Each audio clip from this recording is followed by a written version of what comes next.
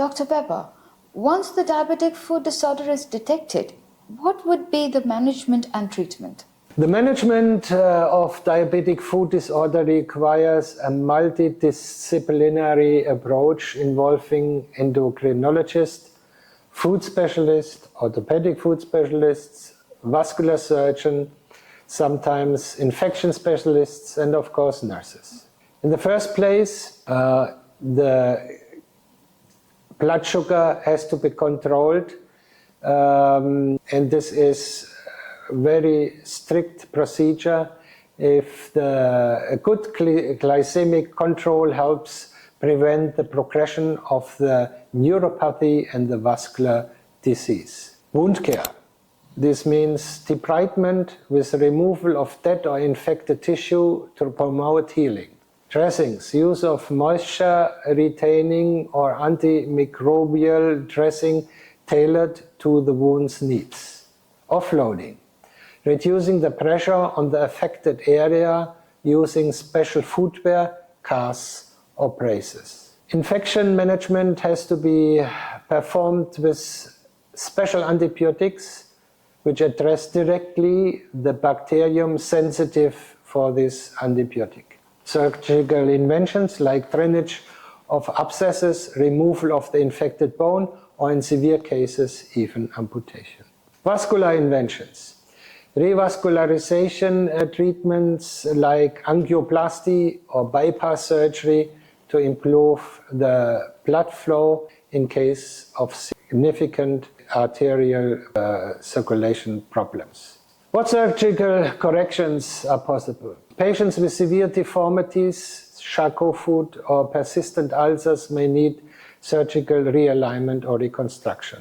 There's a special technique called transversal bone transport. This is quite a new technique. Also, the principle is very long time known already.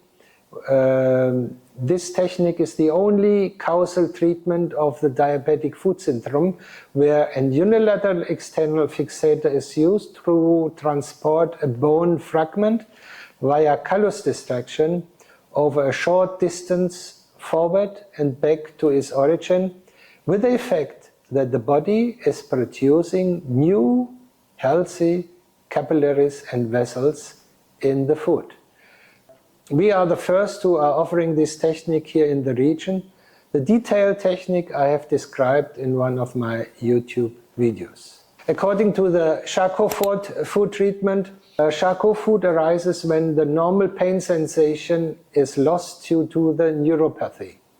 The affected person may continue walking on an injured foot, on a broken foot, unaware of the damage being caused. This leads to microfractures if the bone is not fractured already, bone resorption, dislocation, and severe deformities over time. The most common triggers include trauma, surgery, or even minor repetitive stress. Symptoms may include swelling, redness, warmth, and sometimes mild pain and discomfort. If not diagnosed and managed promptly, the condition can progress rapidly, resulting in a rugger bottom deformity, ulceration, and a high risk of infection with the consequences of even amputation.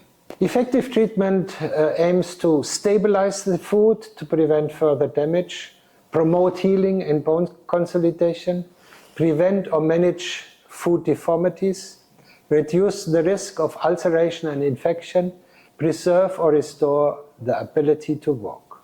Treatment protocols must be individualized considering the stage of the Charcot foot, the presence of ulcers or infection, the patient's overall health and their functional results. The spectrum of conservative and surgical procedures is huge and is very much individual according to the stage and the severity of the problem.